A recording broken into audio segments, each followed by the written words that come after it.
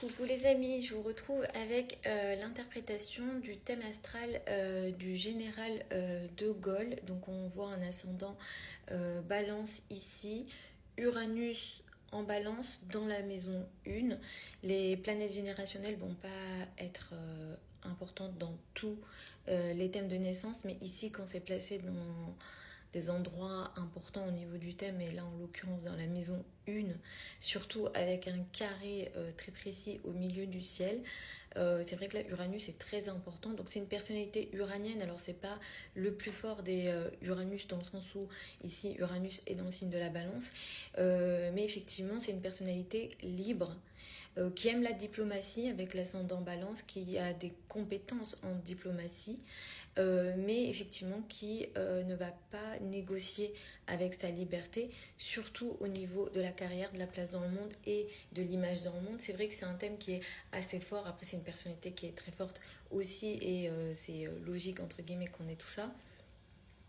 On a ce qu'on appelle ici un cerf-volant, donc ça fait partie des aspects composés. Donc en gros, c'est le grand triangle ici, avec l'espèce de petit triangle en bas, et la conjonction Mars-Jupiter, qui est importante dans la 4, dans le signe du Verseau. Donc de nouveau, ça nous fait penser à la liberté, au sujet en lien avec la démocratie et le combat pour le collectif. Et c'est un combat qui est très important pour lui, et l'importance des racines de la nation et de la patrie. Et ça, c'est vrai qu'on le voit beaucoup. Donc son combat, il est là. Et disons que ses croyances avec Jupiter se trouvent ici, dans la maison 4. La lune en bélier, elle est assez intéressante. Elle est en bélier dans la maison 6. Je vous avais indiqué plusieurs fois que la lune symbolisait le peuple en astrologie mondiale, en astrologie politique. Et ici, on a une lune effectivement dans le signe du bélier, donc le leader pour le peuple, et dans la 6. Donc ça, qu'est-ce que ça dit? Ça dit que c'est un serviteur pour le peuple. C'est-à-dire que ses émotions sont directement liées à l'utilité qu'il peut avoir et à comment il peut servir le peuple, puisque la maison 6 est directement reliée à ses énergies, donc d'être au service d'eux et d'être utile. Le soleil est en scorpion à 29 degrés. C'est vrai que 29 degrés, c'est un degré qu'on voit beaucoup. C'est un degré qui est saturnien, qu'on juge karmique et anarétique. Je peux le développer, mais ça prendrait un peu de temps.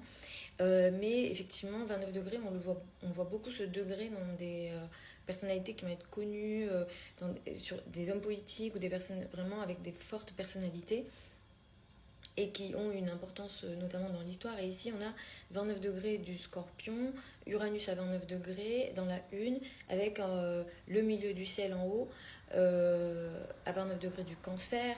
Le Cancer est beaucoup relié à la nation, la patrie, le nationalisme, l'importance du clan. Donc ça aussi, c'est un signe qu'on voit, enfin, qui ressort beaucoup dans des endroits entre guillemets stratégiques du thème pour des personnalités politiques. Donc le soleil sur la fin du Scorpion à 29 degrés, opposé en face à Pluton donc, et Neptune, qui étaient en conjonction, sur l'axe 2-8.